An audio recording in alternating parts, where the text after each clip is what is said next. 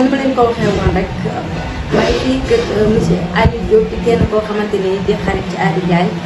di ku ko jege koo xamante ni looy wër ci Ady Ndiaye kay seet ko ci monsieur Aliou Diop di fekk ko fii ci kër seen kër monsieur Aliou Diop donc sa bopp ñu ngi lay nuyu bu baax di la jaar di la jaare monsieur Ady Ndiaye di la ko jaar bu baax a baax di bokk ak yow naqar bi di wax ne dëkk ak Ady Ndiaye ak Aliou Diop seen commencement ba keroog seen message bi ci ndax macha allah alhamdulilah bismillahi rahmani rahim asalaamaaleykum wa rahmatullah waa Gëm sa bopp TV maa ngi nuyu di leen fay nuyoo di leen ñaanal jàmm bu baax a baax di leen safoo nag di leen suivre bu baax nag di gis seen liggéey seen taxawaay ci biir réew mi vraiment di leen nangul seen njaal di ñaan yàlla nangul seen njaal ñëpp yàlla yërëm Ady jéggal ko te xaaree ko aljanna muy laaj bu am solo suñu diggante ak Ady Ndiaye buñ ci doon wax bi du jeex mën nañ commencé mais du ñu mos a terminé parce que dañoo jaxasoo woon sequl lu ne ci zaahir ak ci baatin wax dëgg yàlla ñu nekkoon koo xam ne kenn la ci ñun daaw ndege ni heure bii mu ngi fii la tëdd fi ma toog di wax ak yéen fii la tëdd ñuy waxtaan bu xëyee suba teel la fiy ñëw ba keroog gàmmu bi di jeex na fi doo jógee daanaka lekk yëpp fi la ko doon faral di defee parce que miinoon nañu miinante goo xam ne mënut a toog 10 minutes yoo xam ne ni gisee te lépp ak mbaaxam moo ko ñëw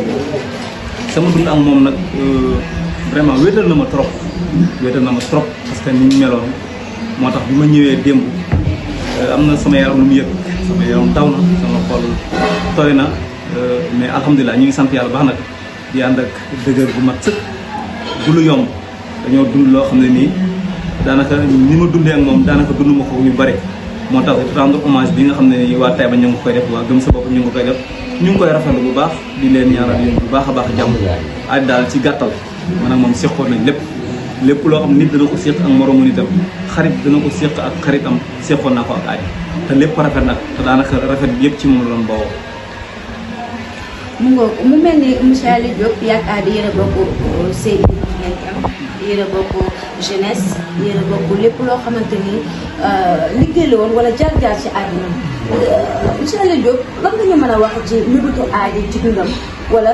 ci jaar-jaaru Ady ci dundam wala seen jeunesse loo xamante ni Ady da koy def ci sa xol bu baax nga di ko si yëpp di doon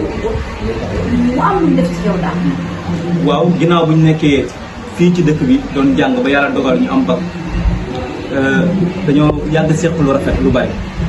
bi mu choisir nekk journaliste ma encouragé ko ci bu baax a baax parce que moom lépp loo xam ne dana ci dugg man bokk naa ci ñi muy njëkk a informé laaj ma ci sama xalaat ba mu ne moom bëgg na nekk journaliste ma rafetlu ko man boobu tamit maa ngi nekk étudiant di suivre banque finance et assurance mu yitteel ma loolu man tamit bu mu nekkee journaliste ma gis ne ku am yitteel la ci mbir mi ku bëgg di gëstu la ku bëgg di joxe information li ma ko doon ñaax tout le temps mooy fexeel ba information yi ngay joxe di wér fexeel ba di respecter li ngay joxe comme information parce que kaddu dafa fort mais ma gis ne mu ngi ko doon suivre à tout moment mu yàlla def mu am ci réussite ba daan def ay quelques émissions sax ci seen école ma dem naa ba seen école muy ISEC mu présenté ma ay xaritam ma collaboré woon ak ñoom mu présenté ma ay yenn ci ay professeur am ñu xamal ma dayo bi Ady am ci mbir mi bëgg-bëgg bi mu ci am nga xam ne amour la ci doon demee passion la ci doon demee ma gis ay présentation yu mu doon def tamit yu am solo yenn sax maa ngi ko sama téléphone ay reportage yoo xam ne moom moo ko doon def mu nekk mu amoon nit ko nit ku am kaddu gi dafa leeroon macha allah ci bu doon def présentation ñun ñëpp ñu doon ko dégg di ko gis image am tamit am solo parce que dafa respecté woon métier bi ñu yàlla dogal na tey jóge na fi leneen lu ñu séq mën a moom ci wàllu àdduna ba ci tabaski yi rek moo mujj ci ay mébétam bokkoon na ci mu yëkkati bâtiment bokkoon na ci mu takk soxna ba ñu ngi doon waxtaan man ak moom ba war a dem sax ki mu war a takk sax ndeysaan muy doon daw yaram tabaski bii rek dem nañ néegam dugg naa génn mu dugg génn bañ am lu ñu war a def gis nga li yàlla dogal nga xam ne ay mébét ay projet moom la feese woon tel ay projet la feese woon tel tout le temps mu naan ma lii laa bëgg def lii laa ko bëgg defee loo ci xam comme xalaat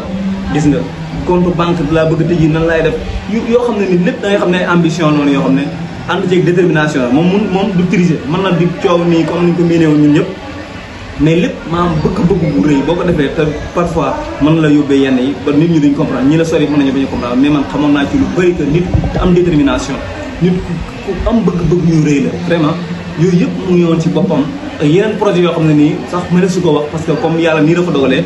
mën nañu ko waaye de toute façon daal nit ku amoon ay engagement la ku amoon ay projet la yoo xam ne nii benn bu ci yàlla dogaloon mu réussir rek nit ñëpp dinañ xam ne kii mooy Ady vraiment. macha allah doomu aadama comme ni ma leen ko waxee woon sànq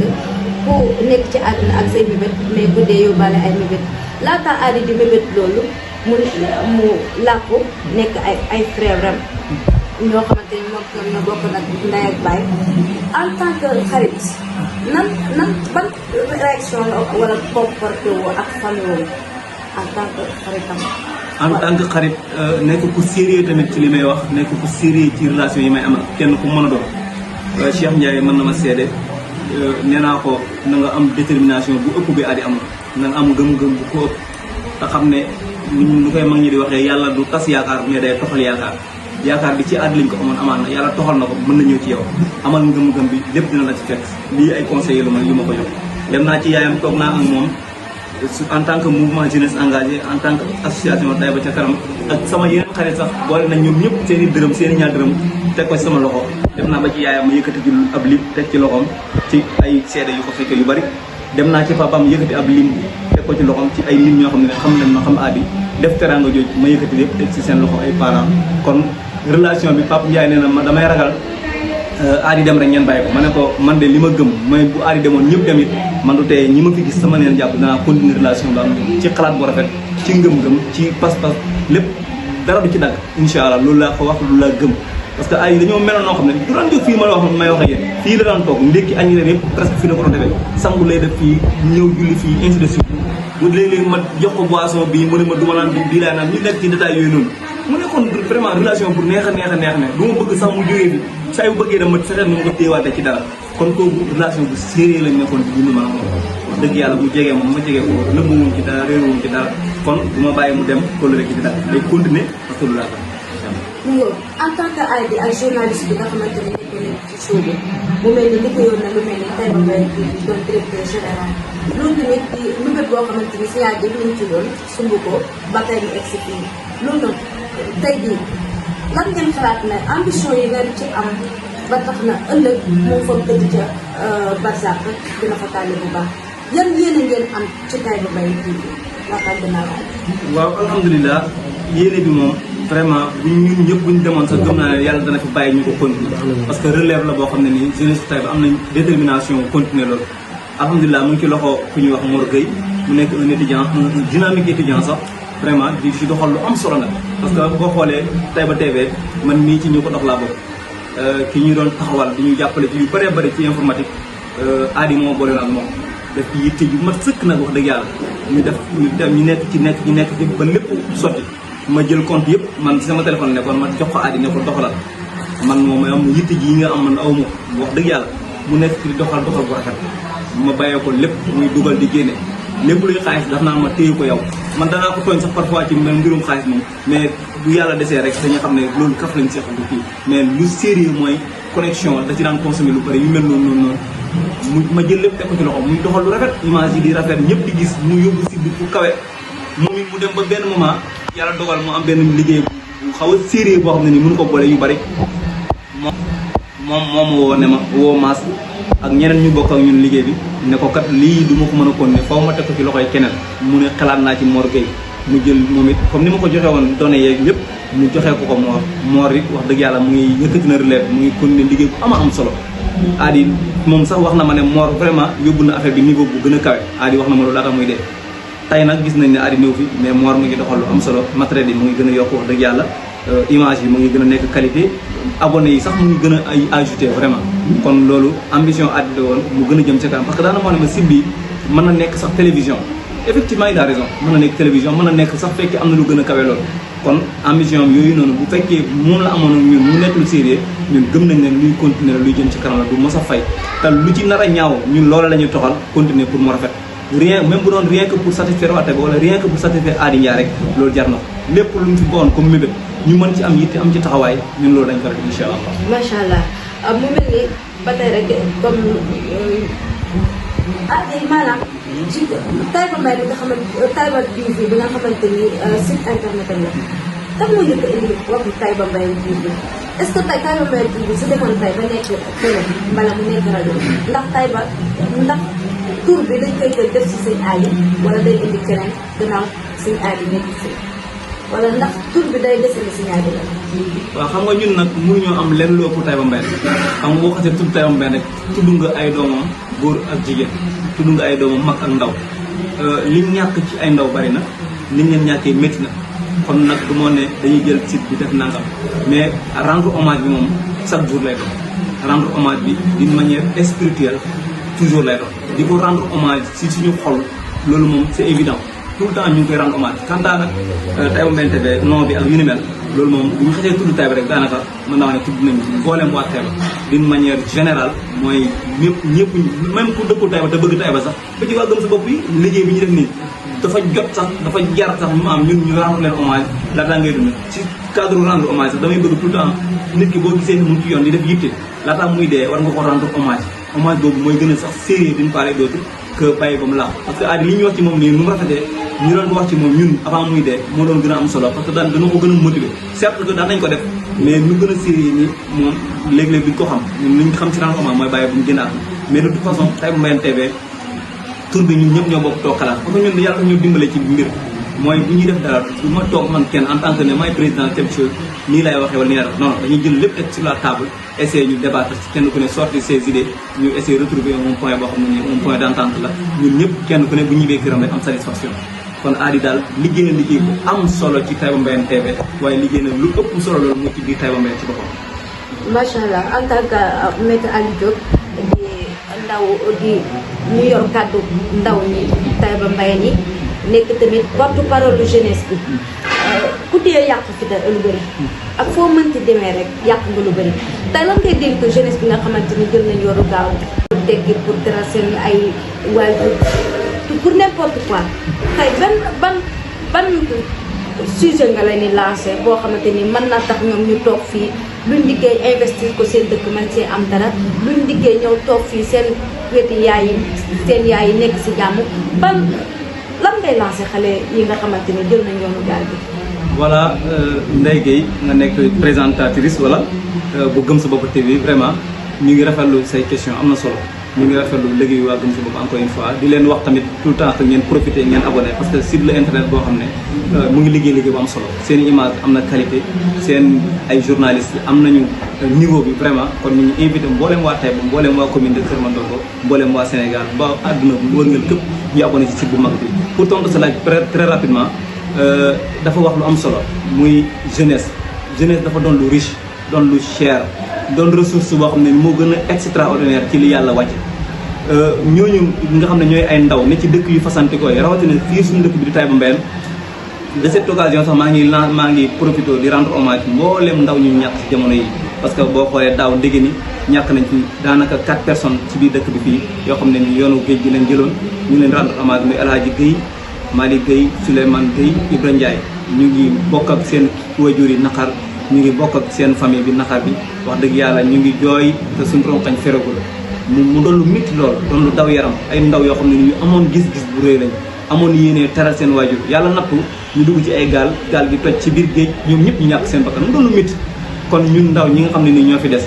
man de yaakaaruma ne mën naa référence ci benn ndaw mais je pense bon bu dee lu tuuti la rek yaakaar naa ne nit mën na xool ci man waxuma ko pour rëy wala pour leen waaye dama koy en tant que quelqu'un ko xam ne ku gëm boppam la ci lim nekk ku bëgg lim nekk la di ko def te gëm ne mën na toog fii ci réew mi am réussite ci réew mi ba nit génn na tukki bu ñëwee du la mën a dara man loolu laa gëm bu fekkee ne référence boobu nit ñi mën a dégg te dégg ma danañ ma ko mën a autoriser loolu laay woote nanu xool ne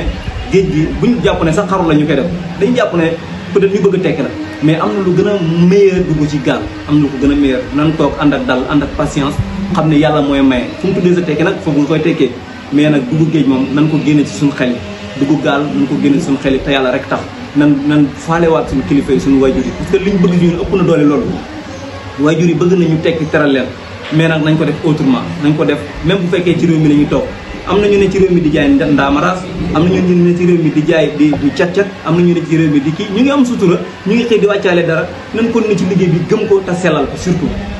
jubal jubandi comme ni ko état bi toog di waxee c'est-à-dire dafa am loo xam dafa am solo nit loo nekk lu néew li nga ci gagné donte lu tuuti la sax na nga ci am ànd ak njub yàlla dana la ko indil sakkanal la ko ba nga mën cee tekki mën cee teral say wajur nanu toog ci réew mi bu yàlla dogalee ñu mën a am dara nan xool nu ñu koy utiliser maanaam économie yombul lu jafe la mais nag nan bàyyi yàq gi nanu xam ne lii ñu liggéey ci ñàkk bu métti lañ koy am ci naaj bu tàng lañ koy am nanu xam suñu kene mu nekk lu sérieux ñu waa Taïba Mbéne mënuñoo génn dëkk Taïba Mbéne génn dem Dakar mbaa Mbour mbaa yenn ci ay région ci biir réew mi ba pare te duñ xam lu ñu fa yóbbu nañ xam lu ñuy yóbbu ci yeneen dëkk yi même bu fekkee extérieur lañ dem nañ fa demee nag ci wàllu avion wala yeneen waaye nag nañ moytu gaal gi moom man maa ngi koy moytuloo bépp ndaw boo xam yaa ngi may déglu te di ma dégg loo nekk jàpp ci réew mi métier ngay jàng loo xam ne moom ngay def rek na nga ko gëm rafetal ko ànd ci ak njub ànd ci ak ragal yàlla di ñaanlu respecté say wayjur wallahi yàlla dana la suturaal wayjur yi ñoo kawe lépp nan dellu ci wayjur yi luñ soxla woo leen même bu dee 1000 francs nga leen jox ne leen tàllal leen ay loxo ñaanal leen na yàlla xam ne bu ñu ñaanalee tekki dina am bu ñu yàkkam ñi yàqule ñëpp dañoo yàkkam bu ñu yàkkamti dara nañu am patience am respect ci li ñuy def yàlla danañu dimbale danañ tekki danañ teral suñu waajur te toog fii ci réew mi nag kon ñu ngi am mbégte lool ci question bi parce que occasion la boo xam ne nii ndaw ñu bëri loolu na la ci ndaw ñu bëri dañoo gëm ne buñ dugg ci gaal gi duñ tekk mën nañoo tekk te duñ dugg ci gaal gi nañ bàyyi gaal gi nañ bàyyi gaal gi laataa loolu ban message yi mujj a dégg kii di Ady Ndiaye ak ban yëg-yëg la am keroog bu ñu ne la génn àdduna waaw jour bi mu gaañu mu tolloog samedi le 13 juillet 2024 17h Ady envoyé na message bi ma xamal ne ma gàmmu ren gi le 15 lay tombeel ay jàpp le 14 yooyu moom mu koy wax ma naan ko yow teel nga maa wax gàmmu gi de wallaay ñuy waxtaan ci yoon maa ngi ci oto di ñëw jógee Sandaga war a jëm Parcelles ba ma yegsee ay 18h jot na maa ngi koy woo sax jotuma ko xaw ma boo daa jàpp boobu moom gaañoo ko mais moom da xam naa daa jàpp ay 18h ma woo ko jotuma ko ma naan maa ngi wax ay léeg-léeg da nga koy wax doo ko jot ma naan ay moom kenn du wuyu kenn xaw ma ci lu mu nekk nii ay 19h 20h ma toog sama téléphone sonné kenn woo ma ne ma Ady dafa laa dégg ne dafa daanu génn at ma ne ko yow doo may wax nii mooy la ci saa si noonu sama téléphone message yi commencé so bëri te appel yi teglantoo xaw ma li xew ma jóg naan moto laa jël daw dem Dalifort man parce que preuve à l'appui moo ma gënal lu ma mën a am ma dem bi may dugg dégg gis jooy ci biir kër gi émotion bi jàpp ma maa ngi calculer sax est-ce que daanu gaañu am ay blessures genre mais bi may dugg ci kër gis ambulance bi di génn ma gis deret ji ci véranda bi deret ji bari lool ci laa xam ne dafa dee parce que fi mu jógee laa xool après ma yëg ci kaw néegam xool gis fi mu jógee ma xool ci suuf ak distance bi ni mu soree ak fi mu daanu karo yu tellement ak poids bi mu xawoon am noonu nga comprendre ne kii bu daanoo fii mënul am def effort pexe ba génn ci lii ci laa ne man kii dee na après laa jël numéro ambulance bi chauffeur bi ma woote ñu ne ma instant bi nii mu ngi ci biir docteur baa ngi koy conservé pour naa mais boobu dee na loolu leer na parce que fi mu jógee loolu jërul sa xalaat après le docteur bi pare maa ngi toog ak Serigne Ady Niass ma woowaat ko ci kanam moom mu woowaat sax docteur bi ne ma ana Serigne Ady mu ngi fi ma ne ko mu ngi nii maa ngi toog ak moom nga ma jox ma ko ma jox ko Serigne Ady mu wax téléphone mu ne ki indiwaale ko sa bakkan mu ne ki indiwaale ko sa bakkan kon noonu la dee ci zaahir tuuruwul pour jooy ko parce que xam naa ki mu doon ku ragal yàlla la te ku ko gëm la ku bëgg lu baax la moom man parfois sax moom naan jox occasion may fekkee jotaay yu baax yi ma ay yu mel ni gàmm yenn genre yi nga xam ne ni yaakaar na yiw dana fa am yaakaar nañ am ci moom bu mat sëkk keroog bi mu génnee àdduna ñu dem kër gi xool affaire yi mu xaw a guddi ñu dem ñibbiwaat xëy ma woote ñu ne mu ngi dalal jàmm ñu ngi war def autopsie bi ñu def autopsie bu pare yóbbuwaat ko hôpital Idrissa Pouye ñu demaat foofu xool mënuñ ci jot corps bi xaw ay papiers yi xam nga boo génnee yenn àdduna ci yenn critères yi day am ay autopsie ci war def ñu topp procédure affaire yi métti lool yàgg lool moo tax mu def 3 jours ci lënd bi ci lañ doog a jot corps bi su ma jumu lënd la tombé ñu doog a jot corps bi ànd ak corps bi ak yu métti sax distance bi métti ñu jaar Kaolack ci adra maam Khalifa Niass nga xam ne ab soppeem loolu bëggoon ko lool gëm ko loo wax lu maam Khalifa moom xamul luy loolu maam Khalifa la gëm wóolu ko jox ko nopp wax dëgg yàlla di dox ci am bindam di dox ci ak tarixa cheikh bi mu ko boole respecté ko lool nag wirdo wasifa amul ci woon caaxaan ñu dugal ko ci saawiye boobu dugal ko ci barab bu sell wax dëgg yàlla toppatoo ko fa sangu ko fa defar lépp lu ñu ko defar ànd ak moom dugg ci andi corps bi yaat dugg fii biir Taïba Mbéne dem ci armée dañ ko suñu xarit suul ko wan ko ginnaaw suñu yaram daw suñu xool tooy parce que koo daan toog ak moom fii muy waxtaan ngay waxtaan muy reetaan ngay reetaan ngeen bokk lépp néeg bii ñu toog chaque jour bu ñu dajeyaan fii la daan fanaan presque moo tax bu ñu ko suulee ba ñëw ci guddi gi man fii laa tëdd comme si maa ngi moom ñoo tëdd dem naa ba sax njimeetuma dama woo Mass Diop ne ko yow ci yan situation nga ne Mass tamit nekkee li ma dal moo ko dal ñimeetu sax néegam moo woo Kéba la même chose ñimeetul néegam mujj gi fii lañ dajee ñun ñëpp tëdd ci mallaa bi ñun ñett ñi fi lañ mujjee fanaan nga xam ne yëg-yëg la man bu ma deewoon Adi dana ma jooy ba kenn xamul waaye man mënu ma ko jooy li may jooy ci biir moo ëpp sax doole li may jooy ci biir mais bu doon moom la tey li ma leer mooy jooy yi muy jooy nit mënu ko soulager ba du ko def parce que day jàpp ne ñàkk na ko xam ne waaye nu ko raw laa jàppee ne ñàkk naa Adima mu nekk koo xam ne nii ku ñu yëgoon la jox ñu nopp faale ñu suñ dund sax daanaka moo ko doon def moo ko doon jox valeur mën naa wax loolu kon nag li may wax foofu mooy man la suba kan la suba kenn xamul suba man la ginnaaw suba keneen la ginnaawaati suba keneen la kon nañ gën a xam ne dëkk bi lañ bëgg lépp luñ mën a am nañ koy indi suñu dëkk yi nañ koy jox suñu wayjur yi nañ koy jox suñu njaboot yi nañ jox yitteel li ñu xam ne moom lañu yàlla nattoo boole ñu tey rafetal luñ mën Adi daal dëgg ci tënk sama nit deel sama genn wàll def ñu ngoog laataa muy terminé mais ban souvenir la Adi ba boo xam ne ñu ko wéete loolu anecdote yu bare la ma bare bu ma ci laal rek mën naa ci sori yaatal ci lool te daanaka yu ci ëpp sax da nga koy xalaat da ngay ree ba daanu ci suuf day reetaan ngay def ba daanu ci suuf bés Adi dafa dem ci àll bi xam nga kiloot gi mu sol geño gi mooy dugg ci biir tubéy ji di wàcc ci tànk bi mu foog ne jaan moo dugg ci tubéy taxaw jooy bu bëgg a dee xam nga jooy bu bëgg a dee seen lamp faal Bambey ne ko doo ko ne ko nii doo mënu ko sax woo ngir jooy yi lamp ñëw ba ci kawam rek mu tatafu lamp bës ko ci kawam yu ko ne ko jaan moo dugg sama tubéy ji lamp mi tax ko mu daanu ji fële moom it parce que jaan kenn ñi mu ko si mu kon ne jooy léegi nag mu dem ba ne li ñu daal du solution xaaral muy def ndànk di simi tubéy bi di simi ba gis ne dañoo tubéy bi moo dugg si xamatul lu war a wax nga xam ne loolu ndeysaan te tout le temps dañ koy nettali seen groupe bi dañuy reetaan ba bëgg a dee waaye ànd ak loolu yëpp da ngay xam ne moom dafa ragaloon moom fu ñu yëg ba daanu sax ñun man boo ma yoon ne moom mooy téye parce que ñi mul yëg foofu moom gis nga yàlla natt na ko mu yëg fu dangereux ba daanu am fa nga xam ne ay kii la ma ardoise la boo xam ne nii presque 8 ans wala 10 ans moom fa kenn mosu fa yëg moom yàlla natt ko mu dem dëgg fa yëg fa ngir doon defar am néegam fa la ko yàlla nattoo xam ne danger boobu maam risque yooyu moom ñu mosu ko ñemee jël loolu laa bëgg wax foofu rek macha allah mu mel ni ñett muy kontaan bu baax.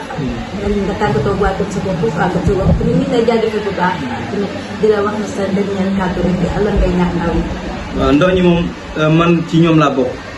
man bu ma gisee ndaw lu def benn yoon bu baax damay kontaan ci loolu ak lu mu mën a baaxee nag ak fu ndawoo nag parce que ndaw dafa fort ndaw dafa riche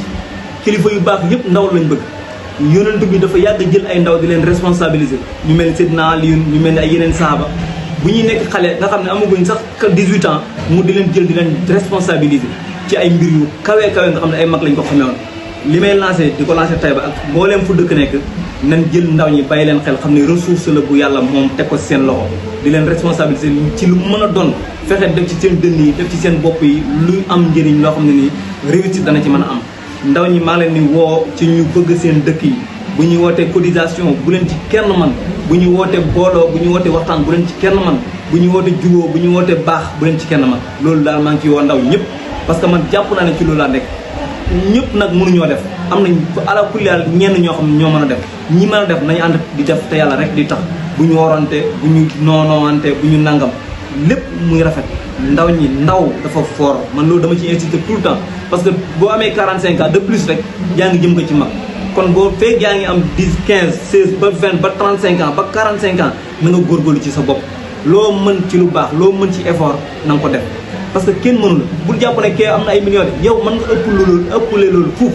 mën nga lu ëpp ay millions mën nga am ay milliards ci kaw nga jub ci kaw nga nangoo liggéey ci kaw nga xam li nga bëgg ci kaw nga bañ a yàq moo xam ngay góor comme ngay jigéen parce que kii def interview bi jigéen la te pourtant il a des idées yoo xam elle a des idées autant pour moi yoo xam ne yu fort la mu ngi poser ay questions yu extraordinaire en tant que jigéen kon képp kuy ndaw tey jigéen mel ni moom jéem a am ay ambition jéem a am ngëm-ngëm te bu ci xaar dara au retour li ñu ci xaar rek fekkee sa dëkk nga defal na doon payoor ak sa borom yàlla rek moo lay fay te bu la yàlla fayee nag wax dëgg yàlla doo laaj ndollal doo laaj parce que yàlla da lay fay bu wis la da ngay mujj sa rus kon ndaw ñi nañ takkatoo gën a nekkaat benn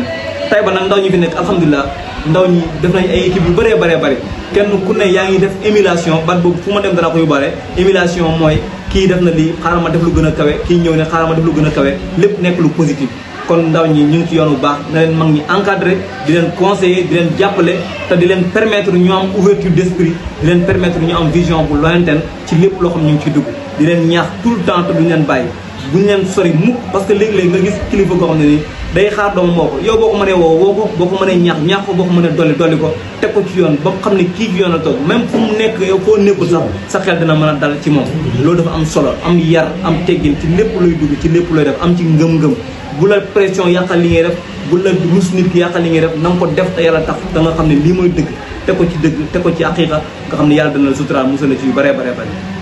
mu nga maître ñu ngi lay jaajëfal bu baax waa Gëmsa Gox kontaan nañ ci yow bu baax mu mel ni rek dañu doon rendre hommage si monsieur Ady Ndiaye ma am ay